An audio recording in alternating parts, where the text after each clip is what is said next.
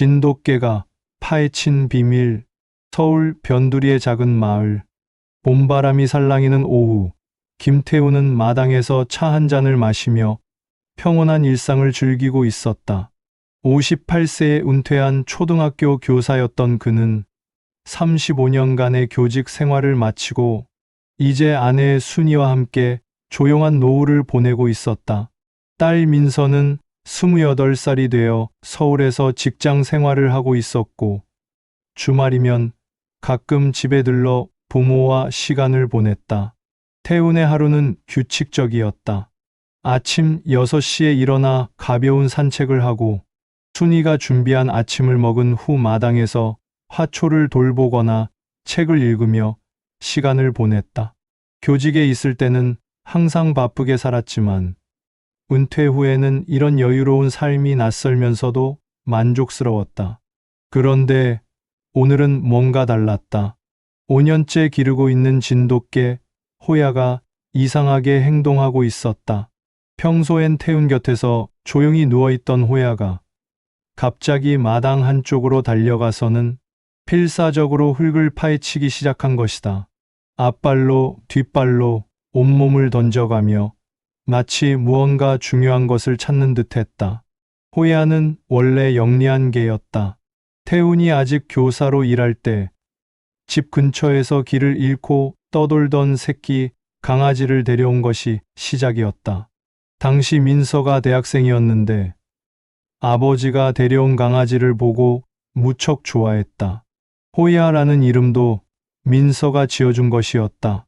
호기심이 많은 녀석이라는 뜻에서 호야라고 불렀는데 정말 그 이름값을 하는 개였다. 호야야, 뭘 하는 거니?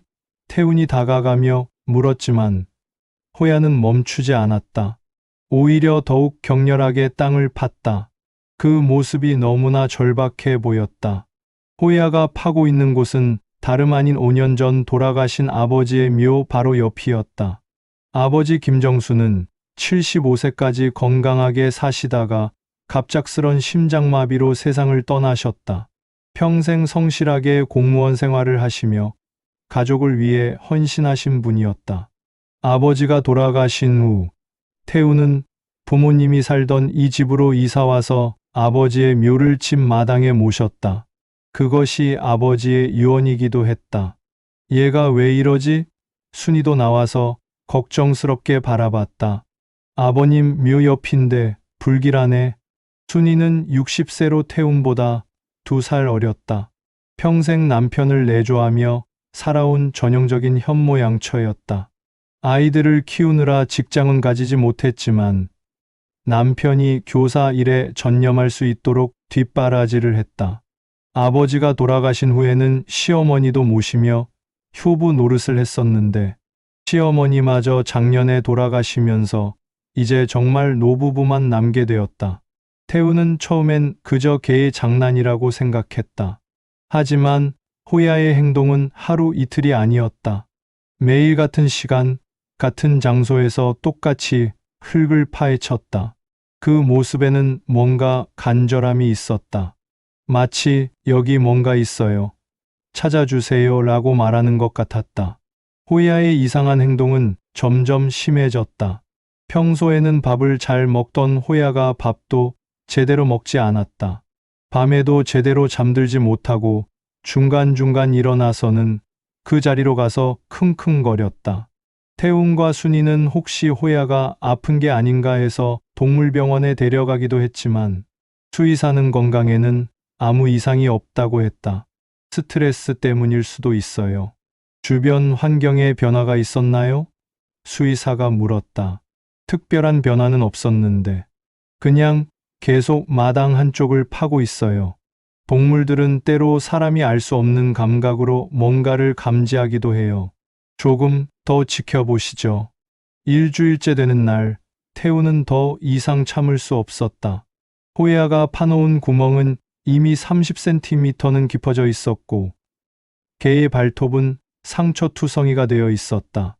그런 호야를 보고 있자니 마음이 아팠다. 태우는 삽을 가져와 직접 파보기로 했다. 여보, 정말 괜찮겠어요? 순이가 불안해했다. 아버님이 뭐라고 하실까요? 호야가 이렇게까지 하는 데는 이유가 있을 거야. 아버지도 이해해 주실 거야. 태우는 삽을 들고 호야가 파던 곳을 더 깊이 팠다. 처음에는 아무것도 나오지 않았다. 하지만 50cm쯤 팠을 때 삽이 뭔가 단단한 것에 부딪혔다. 태훈의 심장이 빨라졌다. 여보, 여기 뭔가 있어요. 순이도 급히 달려와서 태훈을 도왔다. 조심스럽게 흙을 걷어내자 낡은 나무 상자 하나가 모습을 드러냈다. 상자는 두꺼운 비닐에 쌓여 있어서 비교적 온전한 상태였다. 이게 뭐지? 태우는 떨리는 손으로 상자를 들어 올렸다. 상자는 생각보다 무거웠다. 호야는 꼬리를 흔들며 마치 드디어 찾았다는 표정을 지었다. 상자를 집 안으로 가져와 식탁 위에 올려놓았다. 태훈과 순이는 숨을 죽이고 상자를 바라봤다. 상자에는 오래된 자물쇠가 채워져 있었지만 오랜 세월로 인해 녹이 슬어 쉽게 열렸다.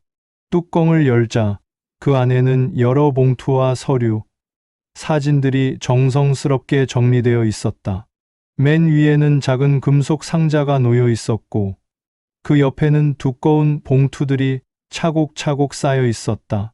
태우는 떨리는 손으로 첫 번째 봉투를 열었다. 그 안에는 아버지의 글씨로 쓰인 서류들이 들어 있었다. 은행 통장 사본, 부동산 등기부등본, 그리고 각종 투자 증서들이었다. 이게 뭐야? 태훈의 목소리가 떨렸다. 서류들을 하나씩 확인해 보니 아버지가 생전에 비밀리에 운영했던 사업 기록들이었다. 그것도 상당한 규모의. 첫 번째 통장에는 2억 3천만 원이라는 놀라운 금액이 적혀 있었다. 두 번째 통장에는 1억 8천만 원, 세 번째 통장에는 9천만 원이 있었다. 태우는 눈을 의심했다. 이런 거에게 돈이 존재한다는 것을 가족 중 누구도 몰랐다. 부동산 등기부등본을 보니 더욱 놀라웠다. 서울 강남에 있는 상가 건물 한 동의 소유주가 아버지였다는 것이 확인되었다. 건물 이름은 정수빌딩이었다. 아버지의 이름을 딴 것이었다. 여보, 이 주식 증서도 보세요. 순이가 가리킨 서류에는 삼성전자, LG화학, 포스코 등 우량주들의 주식 증서가 들어 있었다. 수량을 계산해 보니 현재 시세로도 수십억 원의 가치가 있을 것 같았다. 아버지가 이런 걸 왜 숨기셨을까? 태우는 이해할 수 없었다. 아버지는 평생 성실하고 검소하게 사신 분이었다. 월급쟁이 공무원으로 살면서 이렇게 많은 재산을 축적할 수 있었다는 것이 믿기지 않았다. 두 번째 봉투를 열자 더욱 놀라운 것들이 나왔다. 사업 관련 서류들이었다. 아버지가 1980년대부터 시작한 작은 제조업체의 설립 서류부터 사업 확장 과정, 그리고 최종적으로 사업을 정리한 과정까지 모든 것이 기록되어 있었다. 서류들을 보니 아버지는 공무원 일을 하면서도 퇴근 후와 주말에는 작은 사업을 운영하고 있었던 것이었다. 처음에는 작은 부품 제조업에서 시작해서 점차 규모를 키워나갔다. 1990년대에는 꽤 큰 공장까지 운영했던 것 같았다. 이 사진들도 보세요. 순이가 세 번째 봉투에서 꺼낸 사진들을 가리켰다. 젊은 시절의 아버지가 여러 사업가들과 함께 찍은 사진들, 공장 앞에서 찍은 기념사진들, 그리고 직원들과 함께 찍은 회식 사진들까지 있었다. 사진 속의 아버지는 태훈이 알고 있던 모습과 완전히 달랐다. 평소에는 조용하고 내성적이셨던 아버지가 사진 속에서는 자신감 넘치는 사업가의 모습을 하고 있었다. 직원들을 둘러싸고 있는 아버지의 표정에는 리더십과 카리스마가 묻어났다. 사진 뒷면에는 아버지의 글씨로 날짜와 간단한 메모가 적혀 있었다. 1987년 첫 사업 시작, 1990년 첫 번째 공장 설립, 1995년 공장 확장, 1998년 IMF 위기 극복, 2003년 사업 정리 등의 기록들이 있었다. 네 번째 봉투에는 더욱 상세한 재정 기록들이 들어 있었다. 아버지는 사업을 정리한 후에도 체계적으로 투자를 계속해왔던 것이었다. 부동산 투자, 주식 투자, 펀드 투자 등 다양한 분야에 걸쳐 포트폴리오를 구성하고 있었다. 특히 눈에 띄는 것은 아버지가 직접 작성한 투자 일지였다. 매월 투자 현황을 점검하고 경제 상황에 따라 포트폴리오를 조정한 기록들이 빼곡히 적혀 있었다. 경제신문 스크랩도 있고 투자 서적의 중요 부분을 요약 정리한 노트도 있었다. 아버지가 이런 분이셨구나. 태우는 감탄했다.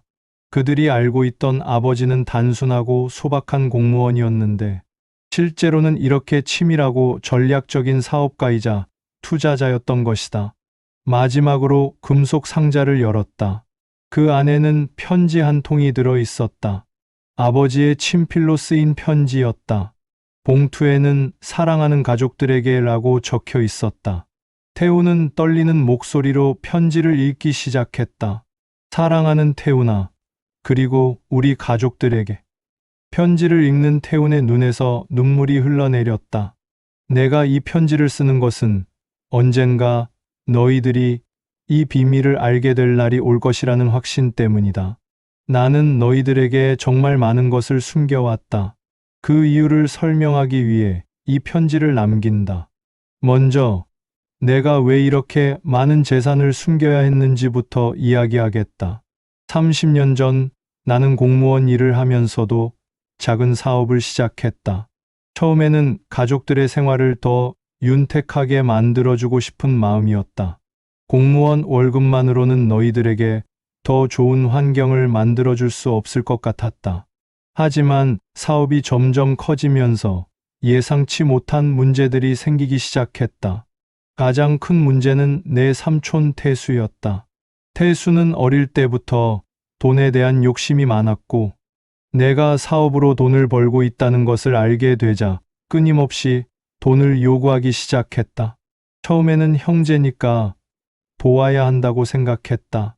태수가 사업 실패로 어려워한다고 해서 1천만 원을 빌려줬다. 하지만 태수는 그 돈을 새로운 사업에 투자하는 것이 아니라 투기와 도박에 써버렸고 결국 더 큰 빚을 지게 되었다. 그 후로 태수는 나에게 계속해서 더 많은 돈을 요구했다. 2천만 원, 5천만 원, 심지어는 1억 원까지. 나는 더 이상 줄 수 없다고 거절했고 그때부터 우리 형제 사이는 돌이킬 수 없이 틀어지기 시작했다. 태수는 나를 이기적이라고 비난했고 심지어는 내 할아버지의 유산도 내가 독차지했다고 거짓말을 퍼뜨렸다. 친척들 사이에서도 나에 대한 좋지 않은 소문이 돌기 시작했다. 가족 모임에서도 사람들이 나를 이상하게 바라보기 시작했다. 더 심각한 것은 태수가 우리 집에 찾아와서 순이에게까지 돈을 요구하기 시작한 것이었다. 어느 날은 내가 학교에 간 사이에 집에 와서 순이를 협박하기까지 했다. 형이 돈을 안 주면 이 집을 팔아서라도 돈을 마련하라고 말했다고 한다. 그 말을 들은 순이가 밤새 울었다는 것을 나는 나중에 알았다. 순이는 나에게 말하지 않으려고 혼자 견뎠던 것이다. 그 일이 있은 후 나는 더 이상 가족이 이런 일에 휘말리게 할 수 없다고 결심했다. 그래서 내 모든 재산을 비밀리에 관리하기로 했다. 태수가 알면 또다시 돈을 요구할 것이 뻔했고 가족들이 알면 걱정만 끼쳐드릴 것 같았다. 특히 순이가 또 그런 일을 당할까봐 무서웠다. 나는 겉으로는 평범한 공무원인 척했다. 검소하게 살고 큰 지출은 피했다. 심지어 너희들 앞에서도 돈이 없는 척 연기를 해야 했다. 정말 힘들었지만 어쩔 수 없었다. 하지만 시간이 지날수록 내가 가족들에게까지 숨긴 것이 잘못이었다는 생각이 들었다. 너희들은 내가 왜 이렇게 검소하게 사는지, 왜 용돈도 제대로 주지 않는지 이해하지 못했을 것이다. 특히 태훈이 너는 대학교 때 아르바이트를 하면서까지 학비를 벌어야 했는데 그때 내 마음이 얼마나 아팠는지 너는 모를 것이다. 나에게는 충분한 돈이 있었지만 태수 때문에 줄 수가 없었다. 민서가 대학에 갈 때도 마찬가지였다. 다른 집 아이들은 부모가 과외도 시켜주고 좋은 학원도 보내주는데 우리 민서는 혼자 공부해야 했다. 그 모습을 보면서도 나는 도와줄 수 없었다. 사업은 2003년에 정리했다. IMF 때 많이 어려웠지만 그래도 큰 손실 없이 정리할 수 있었다. 그때부터는 부동산과 주식 투자로 재산을 불려왔다. 모든 것은 우리 가족의 미래를 위해서였다. 하지만 가족들에게 말하지 못한 것은 내 평생의 후회다. 너희들을 보호하려던 마음이었지만 결국 또 다른 상처를 줬을지도 모른다. 태훈아, 내게 특별히 당부하고 싶은 말이 있다. 너는 나와 달리 가족들에게 항상 솔직하게 살아라. 비밀은 결국 독이 된다. 나처럼 살지 마라. 가족을 보호한다는 명목으로 거짓말을 하면 결국 가족들에게 상처를 주게 된다. 그리고 순이에게도 미안하다고 전해다오. 35년간 나와 함께 살면서도 내 진짜 모습을 알지 못하게 해서 정말 죄송하다. 하지만 나는 평생 순이만을 사랑했다. 그것만은 거짓이 아니다. 순이는 내가 왜 그렇게 야근을 많이 하는지, 왜 주말에도 나가는 일이 많은지 이해하지 못했을 것이다. 사업 때문이었지만 말할 수 없었다. 정말 미안하다. 민서에게도 할아버지의 사랑을 전해다오. 할아버지가 왜 생일 선물을 많이 사주지 못했는지, 왜 다른 아이들처럼 용돈을 넉넉히 주지 못했는지 이제는 이해할 수 있을 것이다. 할아버지의 마음은 항상 너와 함께 있었다. 마지막으로 우리 진돗개 호야를 잘 돌봐다오. 그 녀석은 특별한 능력이 있다. 언젠가 이 비밀을 찾아낼 것이라고 믿었다. 동물은 사람보다 더 예민하니까 호야가 이 상자를 찾아내면 그때가 바로 너희들이 진실을 알아야 할 때인 것이다. 이 재산은 모두 우리 가족 것이다. 하지만 돈보다 중요한 것은 서로에 대한 사랑과 신뢰다. 나는 그것을 지키지 못했다. 너희들은 나보다 더 현명하게 살아가길 바란다. 그리고 이 돈을 혼자만 쓰지 말고 어려운 사람들을 돕는 데도 써라. 내가 평생 하지 못한 일이다. 특히 교육 분야에 투자해라. 태훈이 너는 교사였으니 잘 알 것이다. 교육이 얼마나 중요한지를. 사랑한다. 우리 가족들아. 그리고 정말 미안하다. 아버지 정수드림. 편지를 다 읽은 태훈은 한동안 말을 할 수 없었다. 순이도 눈물을 훔치며 남편의 손을 잡았다. 그들은 지금까지 아버지에 대해 얼마나 모르고 살았는지 깨달았다. 삼촌 때문이었구나. 태훈은 중얼거렸다. 어릴 때부터 삼촌 태수와 아버지 사이가 좋지 않았던 기억이 났다. 가족 모임에서도 둘은 항상 어색했고 나중에는 아예 만나지도 않았다. 그 이유를 이제야 알 수 있었다. 여보, 아버님이 얼마나 힘드셨을까요? 순이가 눈물을 흘리며 말했다. 저도 그때 일을 기억해요. 삼촌이 집에 와서 무서운 말을 했었는데 아버님께 말씀드리기가 죄송스러워서 혼자 참았었거든요. 그런 일이 있었어? 왜 나한테 말하지 않았어? 아버님이 얼마나 힘드실까 싶어서. 그리고 제가 연약하게 보일까 봐서요. 태우는 아내와 아버지 모두 자신을 보호하기 위해 진실을 숨겨왔다는 것을 깨달았다. 그 순간 가슴이 미어지는 것 같았다. 태우는 즉시 딸 민서에게 전화를 걸었다. 민서야, 지금 당장 집에 올 수 있니? 아빠, 무슨 일이에요? 목소리가 이상한데요. 무슨 일 있었어요? 설명하기 복잡해. 일단 와봐. 할아버지에 관한 중요한 이야기야. 할아버지요. 무슨 일이 있으셨어요? 설마 묘에 무슨 일이? 아니야.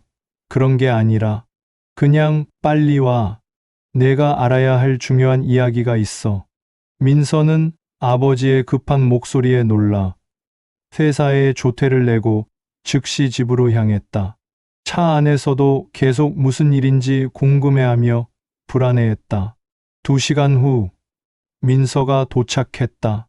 태우는 딸을 식탁 앞에 앉히고 발견한 상자와 그 안의 내용물들을 보여줬다. 이게 뭐예요? 민서는 서류들을 보며 놀랐다. 이 통장들 진짜예요. 이런 큰 돈이 할아버지가 남기신 거야. 태우는 아버지의 편지를 민서에게 건넸다. 편지를 읽는 민서의 표정이 점점 심각해졌다. 중간중간 눈물을 흘리기도 했다. 특히 할아버지가 자신의 교육비 때문에 마음 아파하셨다는 부분에서는 목이 메어 소리를 낼 수 없었다. 할아버지가 이렇게 힘드셨구나. 민서의 목소리가 떨렸다. 우리는 할아버지가 그냥 검소한 분인 줄만 알았는데 이렇게 많은 걸 혼자 감당하고 계셨다니. 민서는 편지를 다시 읽으며 어릴 때 일들을 떠올렸다. 다른 친구들은 부모가 비싼 학용품을 사주고 학원도 여러 개 다니게 해줬는데 자신은 할아버지가 사주신 저렴한 학용품을 쓰며 혼자 공부해야 했다. 그때는 할아버지가 인색하다고 생각했었는데 진실은 전혀 달랐던 것이다. 그래, 나도 그랬어. 태우는 고개를 숙였다.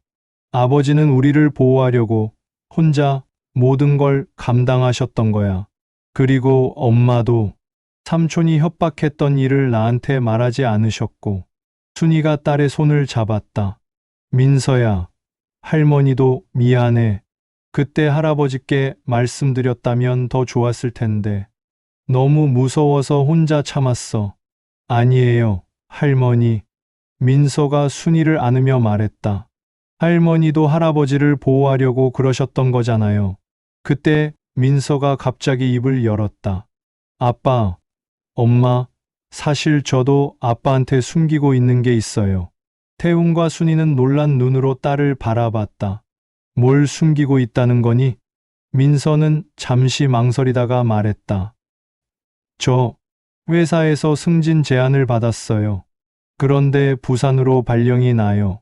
3년 계약인데 조건이 정말 좋아요. 연봉도 지금보다 50% 올라가고 경력에도 도움이 많이 될 거라고 해요. 그럼 좋은 기회네. 그런데 왜 말하지 않았니? 아빠, 엄마 곁을 떠나야 해서 거절하려고 했어요. 특히 아빠가 은퇴하신 후에 외로워하시는 것 같은데 제가 부산에 가면 더 외로우실 것 같아서요. 민서야, 언제부터 이 제안을 받았니? 순이가 물었다. 1달 전이요. 계속 고민하다가 오늘이 답변 기한이에요. 사실 거절하려고 마음먹고 있었어요. 태우는 잠시 생각에 잠겼다. 아버지의 편지가 떠올랐다. 가족을 보호한다는 명목으로 거짓말을 하면 결국 가족들에게 상처를 주게 된다는 말씀이었다. 민서야, 그런 중요한 일을 혼자 결정하려고 했니? 우리는 내 부모야. 함께 고민해야 할 일이지. 하지만 제가 부산에 가면 아빠, 엄마는 외로우실 텐데, 그리고 할아버지 제사도 챙기기 어려워지고, 우리 걱정은 하지 마. 태훈이 딸의 어깨를 두드렸다. 내 인생이 더 중요해. 할아버지 편지를 읽고 나니 더욱 확실해졌어. 가족이라는 이유로 서로를 묶어두면 안 돼. 정말요? 정말이야. 대신 조건이 있어.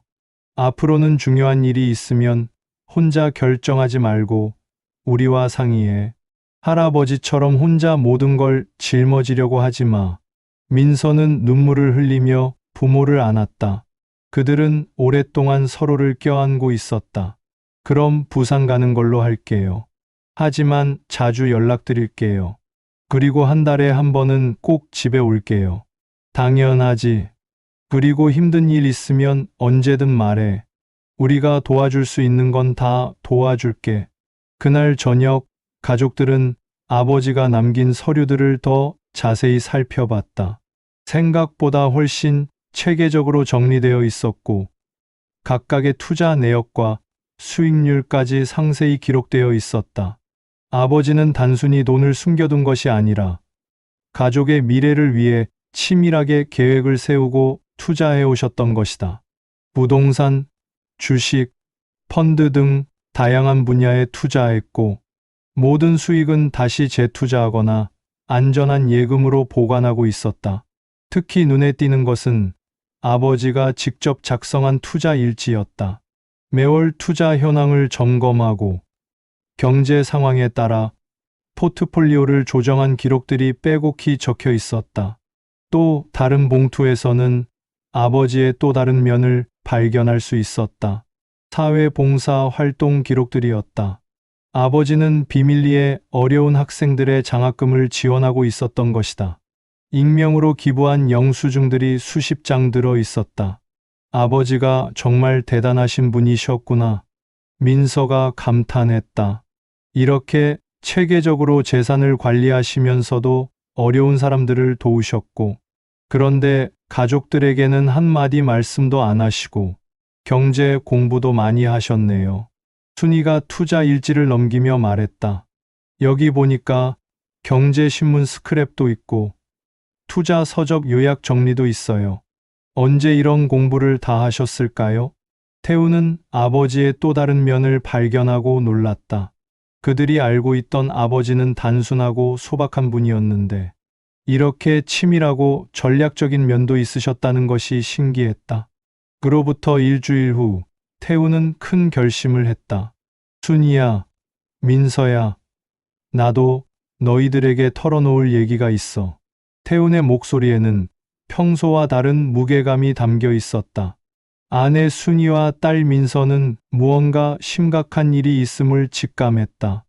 또 무슨 비밀이 있어요? 민서가 농담처럼 물었지만 그녀의 표정도 긴장되어 있었다. 사실 나는 지금까지 내 건강 상태를 숨기고 있었어. 작년 건강검진에서 고혈압과 당뇨, 초기 진단을 받았어. 그런데 너희들이 걱정할까봐 혼자 치료받고 있었어. 순이와 민서의 표정이 순간 굳어졌다. 아빠, 민서가 소리쳤다. 그런 중요한 걸 왜 숨기셨어요? 너희들에게 부담을 주고 싶지 않아서. 특히 민서 너는 취업 준비로 스트레스 받고 있을 때라서. 순이도 남편을 호되게 나무랐다. 여보, 당신이 그런 식으로 혼자 끙끙 앓으면 나는 뭐가 되는 거예요? 아버님 편지 읽고도 그러세요? 미안해. 정말 미안해. 태우는 진심으로 사과했다. 할아버지 편지를 읽고 나니 내가 똑같은 실수를 하고 있었다는 걸 깨달았어. 앞으로는 절대 숨기지 않을게. 민서가 아버지의 손을 잡으며 눈물을 흘렸다. 정말요? 약속하세요. 약속한다. 그리고 너도 부산에서 힘든 일 있으면 꼭 말해. 혼자 해결하려고 하지 마. 그날부터 태웅 가족의 일상은 완전히 달라졌다. 서로에게 솔직해지기로 한 약속은 생각보다 쉽지 않았지만 매일 저녁 식사 시간에 하루 있었던 일들을 나누고 고민이나 걱정도 함께 나누려고 노력했다. 태우는 정기적으로 병원에 다니기 시작했고 순이는 남편의 식단을 세심하게 챙겼다. 민서는 부산으로 떠나기 전까지 부모와 더 많은 시간을 보내려고 노력했다. 아버지가 남긴 재산을 어떻게 할지도 가족 회의를 통해 결정했다. 일부는 민서의 부산 생활비로, 일부는 태훈의 건강 관리비로, 나머지는 아버지의 뜻을 이어받아 계속 투자하기로 했다. 할아버지가 이렇게 체계적으로 투자하셨으니 우리도 공부해서 이어받자. 민서가 제안했다. 그리고 수익이 나면 어려운 학생들을 돕는 데 써요. 순이가 덧붙였다. 민서는 결국 부산 발령을 받아들이기로 했다. 부모의 진심 어린 응원 덕분이었다. 아빠, 엄마, 정말 감사해요. 처음엔 무서웠는데 이제는 기대가 돼요. 우리 딸이니까 어디서든 잘할 거야. 태훈이 딸의 머리를 쓰다듬었다. 대신 약속해. 힘든 일 있으면 꼭 연락해. 민서가 부산으로 떠나기 전날 밤, 가족들은 마지막으로 함께 시간을 보냈다. 호야도 마치 민서가 떠난다는 것을 아는 듯 계속 그녀 곁에 붙어 있었다. 호야야, 나 부산 간다고 슬퍼하는 거야? 민서가 호야를 안으며 말했다. 걱정 마. 자주 올게. 호야가 없었다면 우리는 지금도 서로를 제대로 알지 못했을 거야. 태훈이 호야의 머리를 쓰다듬으며 말했다. 그로부터 몇 달이 지났다. 민서는 부산에서 새로운 직장 생활을 시작했고, 매주 영상통화로 가족들과 안부를 나누었다. 태훈은 정기적으로 병원에 다니며 건강을 관리했고, 순이는 남편의 식단을 세심하게 챙겼다. 어느 날 민서로부터 걱정스러운 전화가 왔다. 아빠, 사실 요즘 너무 힘들어요. 직장에서 상사가 저한테만 너무 심하게 해요. 다른 사람들 앞에서 소리 지르고 제가 한 일을 트집 잡고 정말 스트레스 받아요. 태우는 딸의 목소리에서 절망감을 느꼈다. 그런 일을 왜 지금까지 혼자 참고 있었니? 아빠, 엄마가 걱정하실까 봐서요. 그리고 제가 약해서 그런 건가 싶기도 하고. 민서야, 그건 내가 약한 게 아니야. 직장 내 괴롭힘이야. 회사에 신고해야 해. 태우는 곧바로 부산으로 내려가기로 했다. 딸이 힘들어하는데 가만히 있을 수 없었다. 여보, 민서 혼자 두면 안 될 것 같아요. 순이도 걱정했다. 그래, 우리가 가서 도와주자. 할아버지 편지에 있던 말처럼 가족이 어려울 때 함께 해야지. 다음 날 태훈과 순이는 부산으로 향했다. 민서는 부모가 온다는 소식에 울음을 터뜨렸다. 정말 와주실 거예요? 저 때문에 이렇게 멀리까지. 당연하지. 우리 딸이 힘들어하는데 어떻게 가만히 있겠니?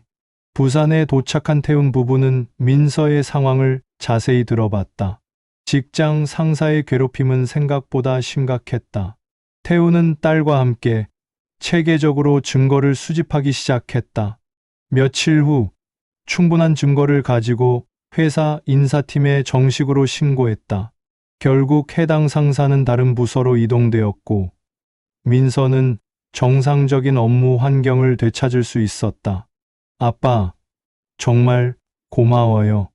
혼자였다면 계속 참고 살았을 거예요. 그래서 가족이 있는 거야. 앞으로는 어떤 일이 있어도 혼자 해결하려고 하지 마.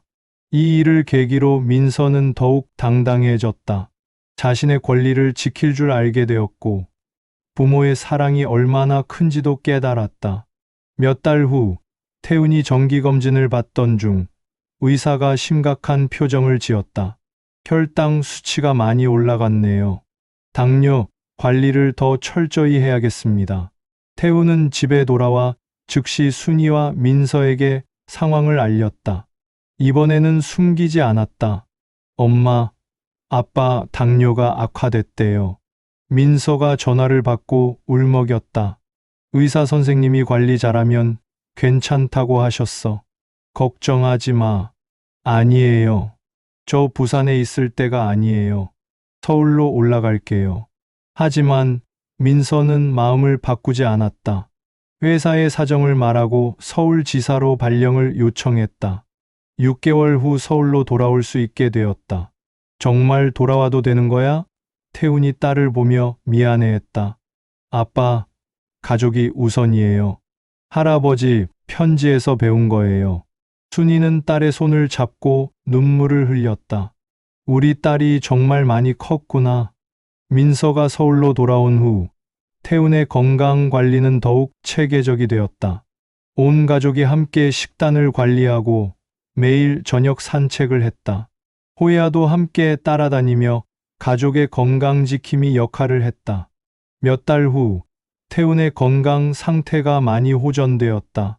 혈당 수치도 정상 범위로 돌아왔고 전반적인 컨디션도 좋아졌다. 그 무렵 민서에게 새로운 변화가 생겼다. 회사에서 만난 동료와 사귀기 시작한 것이다. 아빠, 엄마, 소개하고 싶은 사람이 있어요. 이름은 이준호예요. 저보다 3살 위고 같은 회사에서 일해요. 정말 착하고 신뢰할 수 있는 분이에요. 몇 달 후, 민서가 준호를 집에 데려왔다. 준호는 정중하고 성실한 청년이었다. 안녕하세요. 저는 이준호라고 합니다. 준호가 정중하게 인사했다. 준호는 태훈과 이야기를 나누며 자신의 가족관과 인생관을 솔직하게 털어놓았다. 태훈은 준호의 진실한 모습에 좋은 인상을 받았다. 민서를 정말 사랑하시는군요. 태훈이 말했다. 네, 정말 소중한 사람입니다. 평생 잘해드릴게요. 1년 후, 민서와 준호가 결혼을 발표했다. 결혼식은 소박하지만 따뜻하게 치러졌다. 결혼 후 민서와 준호는 태훈 집 근처에 새 집을 마련했다. 1년 후, 민서가 임신 소식을 전해왔다. 아빠, 엄마, 제가 임신했어요. 태훈과 순이는 기쁨에 어쩔 줄 몰랐다. 출산 예정일이 다가오던 어느 날, 호야가 또다시 이상한 행동을 보였다. 민서 주변을 맴돌며 불안해했다. 동물들은 사람의 출산을 미리 안다고 하던데. 순이가 말했다. 정말로 그날 밤 민서가 진통을 시작했다. 병원에서 무사히 건강한 남자아이가 태어났다. 이름을 뭐라고 지을까? 민서가 물었다. 호준이 어때? 태훈이 제안했다. 호야의 호자와 할아버지 이름에서 따온 준자를 합쳐서 작은 호준이는 집에 와서도 호야와 특별한 교감을 나누는 것 같았다. 호야는 아기 침대 옆에서 마치 보호자처럼 지키고 있었고 아기가 울면 가장 먼저 달려와 가족들에게 알려줬다. 호준이가 자라면서 태운 가족의 삶은 더욱 풍요로워졌다. 아이의 웃음소리가 집안을 가득 채웠고 호야는 여전히 충실한 보디가드 역할을 했다. 몇 년이 흘러 호준이가 5살이 되었을 때 태우는 손자에게 진돗개와 할증조 할아버지의 이야기를 들려주기 시작했다. 할증조 할아버지는 정말 가족을 사랑하셨단다. 하지만 그 사랑을 제대로 표현하지 못하셨지.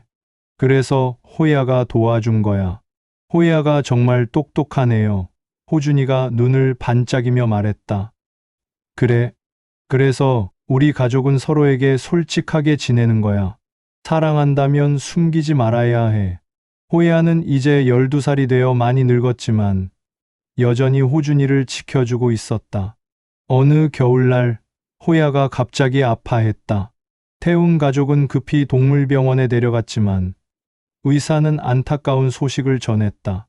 나이가 많아서 더 이상 치료가 어려울 것 같습니다. 가족들은 모두 울었다. 호야는 단순한 반려동물이 아니라 가족의 은인이었다. 호야야, 고마웠어. 태훈이 호야의 머리를 쓰다듬으며 말했다. 내 덕분에 우리가 진짜 가족이 될 수 있었어. 호준이도 어린 나이지만 호야의 상태를 이해하는 것 같았다. 호야야, 아프지 마세요. 호준이가 많이 사랑해요. 호야는 마지막까지 가족들을 바라보며 평온하게 눈을 감았다. 호야의 장례식에는 온 가족이 참석했다. 아버지의 묘 옆에 작은 무덤을 만들어 호야를 묻어주었다. 호야도 이제 할증조 할아버지와 함께 있을 거예요. 호준이가 천진하게 말했다. 호준이가 8살이 되었을 때 민서가 둘째를 임신했다. 이번에는 딸이에요. 둘째 딸의 이름은 호은이라고 지었다. 호야의 호자와 은혜의 은자를 합친 것이었다. 호은이가 태어난 날 신기한 일이 일어났다. 호야의 무덤 근처에서 작은 진돗개 새끼가 나타난 것이다. 호야가 보낸 건가? 호준이가 순수하게 물었다. 새로운 진돗개의 이름은 두리가 되었다. 두리는 호야만큼 영리하지는 않았지만 가족들을 향한 사랑만큼은 호야 못지않았다. 호준이가 초등학교에 입학했을 때 태우는 손자에게 완전한 이야기를 들려주었다. 할증조 할아버지의 편지 내용부터 호야가 어떻게 비밀을 발견했는지, 그리고 그 후 가족이 어떻게 변했는지 모든 것을 자세히 설명해 줄게. 와, 할증조 할아버지가 정말 대단하셨네요. 호준이가 감탄했다. 그래. 그리고 가장 중요한 건 가족끼리는 서로에게 솔직해야 한다는 거야. 한편 민서와 준호는 아버지가 남긴 재산을 활용해 교육재단을 설립했다. 정수교육재단이라는 이름으로 어려운 환경의 학생들에게 장학금을 지원하는 일을 시작했다. 재단 설립 기념식에는 태훈이 과거에 가르쳤던 제자들도 많이 참석했다. 호은이가 3살이 되었을 때 둘이가 마당에서 이상한 행동을 보였다. 호야의 무덤 근처 돌틈에 끼어있는 오래된 종이를 발견한 것이다. 이게 뭐지? 태훈이 종이를 조심스럽게 꺼냈다. 종이를 펼쳐보니 아버지의 글씨로 쓰인 짧은 메모였다. 만약 누군가 이 글을 읽는다면 그것은 내 비밀이 발견되었다는 뜻이겠지. 호야야, 고마웠다. 그리고 우리 가족들아, 서로 사랑하며 살아라. 가족들은 이 마지막 메시지를 보며 다시 한번 감동했다. 몇 년 후, 호준이가 중학생이 되었을 때 학교에서 가족 이야기를 써오라는 숙제가 있었다. 호준이는 망설임 없이 진돗개 호야의 이야기를 썼다. 그의 이야기는 반 친구들과 선생님에게 큰 감동을 주었다. 태훈이 70살이 되었을 때 가족들이 모여 호야의 날이라는 기념일을 만들었다. 15년 전 호야가 우리에게 준 선물이 무엇인지 다시 한번 생각해 봅시다. 태훈이 말했다. 진실, 호준이가 대답했다. 사랑, 호은이가 덧붙였다. 신뢰, 민서가 말했다. 소통, 준호가 마지막을 장식했다. 그날 밤 온 가족이 호야의 무덤 앞에 모였다. 둘이도 함께였다. 호야야, 고마워. 태훈이 무덤에 손을 얹으며 말했다. 내 덕분에 우리는 진짜 가족이 되었어. 바람이 살살 불어와 나무잎들이 바스락거렸다. 마치 호야가 천만에요 라고 대답하는 것 같았다. 호준이가 대학생이 되고 호은이가 고등학생이 되었을 때 둘이도 세상을 떠났다. 호야의 무덤 옆에 둘이의 무덤도 만들어 주었다. 셋이라는 이름의 새로운 진돗개가 가족이 되었다. 태훈이 80살이 되던 해 호준이가 대학을 졸업하고 취직했다. 호은이는 대학에서 사회복지학을 전공하며 할증조 할아버지의 정신을 이어받고 있었다. 태훈은 우리 가족의 이야기를 진돗개가 파헤친 비밀이라는 제목의 책으로 출간했다. 많은 사람들에게 사랑받았고 특히 가족 간의 소통에 어려움을 겪는 사람들에게 큰 도움이 되었다. 호준이는 결혼해서 아이를 낳았고 호은이도 좋은 사람을 만나 행복하게 살고 있었다.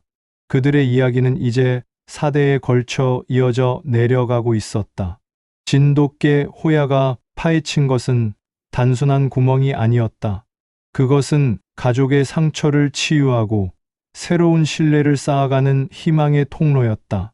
그리고 그 통로를 통해 수많은 가족들이 더욱 단단하고 따뜻한 가족이 될 수 있었다. 태훈은 확신했다. 사랑한다면 진실을 말해야 한다. 가족이라면 더욱 그래야 한다. 그것이 아버지와 호야가 남겨준 가장 소중한 유산이었다. 구독과 좋아요, 알림 설정 부탁드립니다.